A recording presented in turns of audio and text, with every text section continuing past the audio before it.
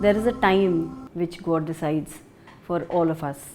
So I had my own piece of struggles, my own piece of getting into the trade, and I'm not saying that I took my own time. I think it was decided. And 28 years, if you say now, and if you want to talk about it, it's a long journey. But finally, if my journey ends with Mr. Bhansali, I would want to have these kind of journeys again and again. I think this is the best part of my journey has just begun.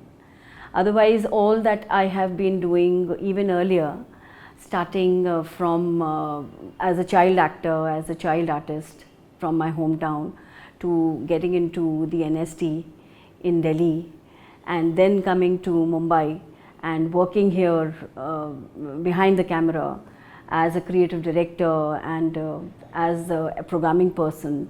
So all that eventually, and then getting into acting by the theatre that I started doing in 2016. Then now I have for the past 5-6 years, it has been that I have been doing shows on OTT platforms.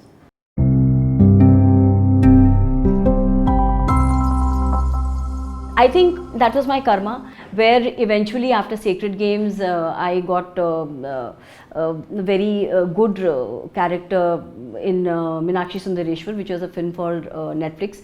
So after that, then I did Arya with Mr. Ram Madhwani, and then I did 36 Farmhouse with Mr. Subhash Ghai, and then I did Railwaymen with Yash Raj Films. Then I did Scam 2003 with Applause and for Sony Live. I played Telgi's mom, and then of course Heeramandi happened. I remember I would be working like 18 hours a day and then give time to my son and all that. And I had to send him away to my sister, and that all is very, very emotional. And still, when I have to cry in a scene, it is my emotional recall of that moment when I had to send my child away and I had to live without him for almost 3.5 to 4 years. And after that, I started working with production houses, including Balaji, and including a lot of other production houses at that point of time as a creative director. And till 2014-15, I was working as a creative director for many television shows. There was a point where I fell sick, and I didn't know what to do. So I was sitting randomly in my house, and I said, okay, I'm going to sing and put a song. So SoundCloud, I just recorded my song there and I put it on Facebook. And that was the time when people, Adyam was getting launched, a very big theatre platform was getting launched, and they were looking for, one of the theatre directors was looking for a cast, and I got my first play, Lady Sangeet, in 2016. What kept me strong and what kept me is that will that I have nowhere else to go. I will have to stick to Mumbai. Mumbai is my karma, that area. So I just stuck to this place. I think God has been kind and given me my reward for all the struggles that I had.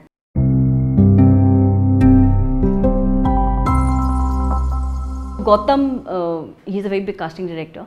So he got in touch with me after seeing my play, and then he recommended me for one of the roles. That was for Sacred Games 1. So in that, it's actually very funny. I had a very small presence, I would say, not a role. I had a presence where I am the mother of this boy who was actually shot in front of my eyes. So I had the niqab, I was wearing a burqa, and only my eyes were visible. And then the entire shot, which I remember, was that the camera was behind me, and what could be visible was just my back, that I fall on the dead body of this son, played by one of the actors, and I am just howling because I've lost my son and he's been shot dead. So Anurag ji's chief assistant director, who was directing that scene, Saqib Pandur Saab, I don't know what input he had to give to Anurag. Anurag sir came to me and he said, you have done a fabulous scene. And then I was cast for Ghazala Bibi in Sacred Games 2. Again, that was a challenge because I could not have many rehearsals, I could not, because of the tight schedules. And I went to the set, and that scene was directed by Mr. Neeraj Ghaiwan. And I had actually, when I saw the series, most of my parts were cut. I mean, they had chopped.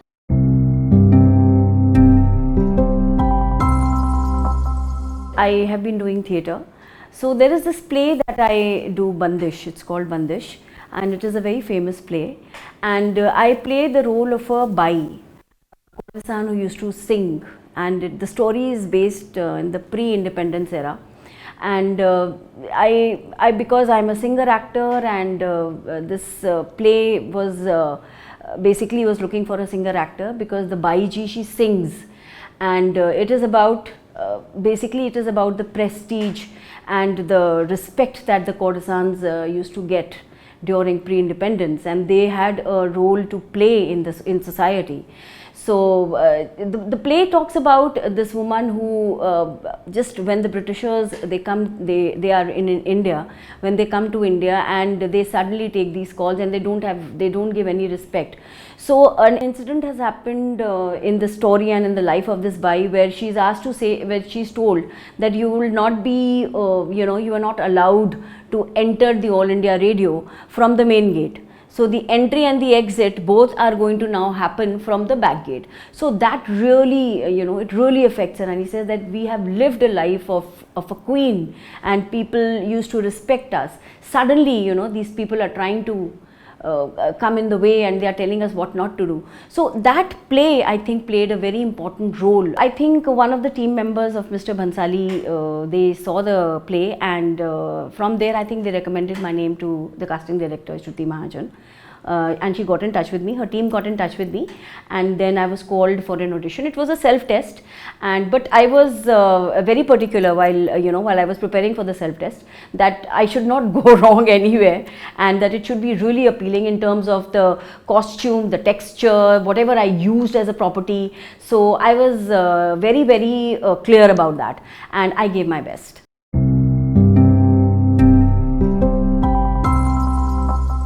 When I met him, oh God, it was just the opposite.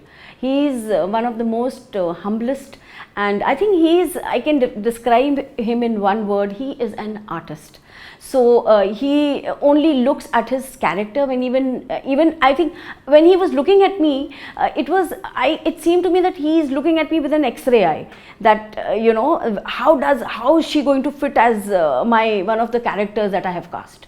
So, and he was very sweet, and he said, one thing that he said that I still remember is that mine was the best audition, that one of the auditions that he really loved.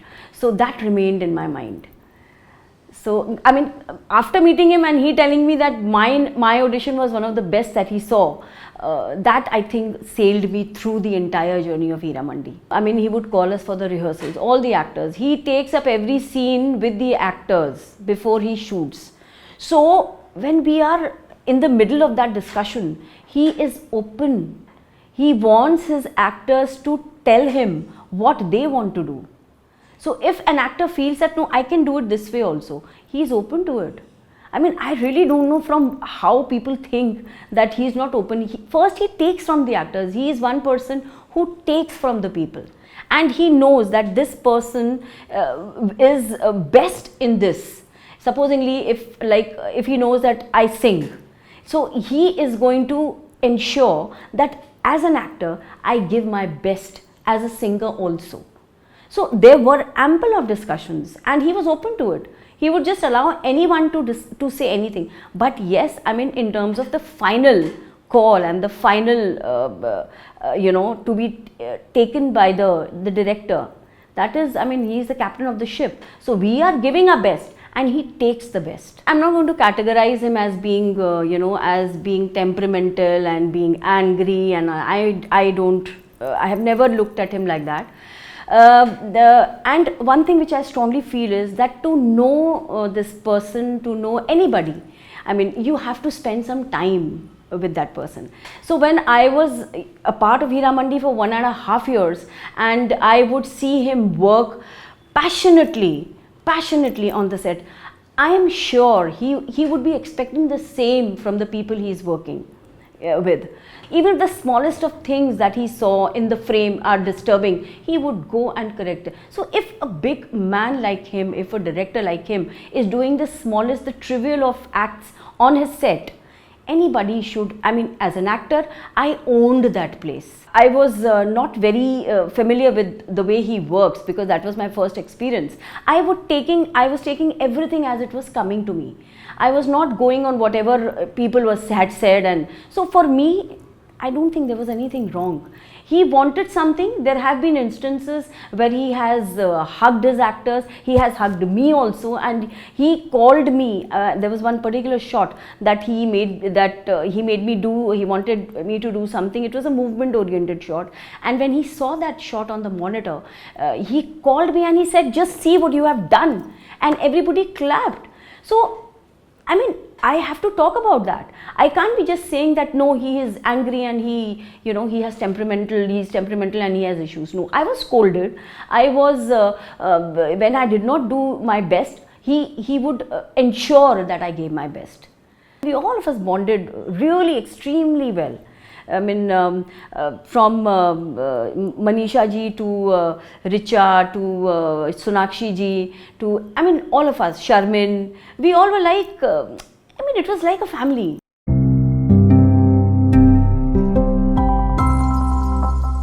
Talking about Sharmin, in totality, I am very angry.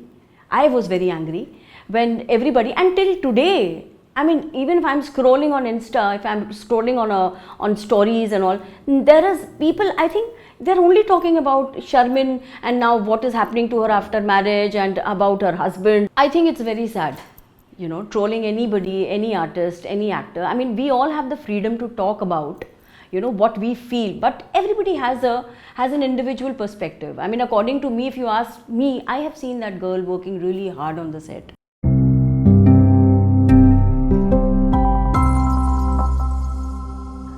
My family. So I think that was the only strongest motivation, even till today, that cannot stop. So my family, my husband and my only child, they are the ultimate, the end of everything for me. So when I look at them and I look at, we as a family, I can go to any extent.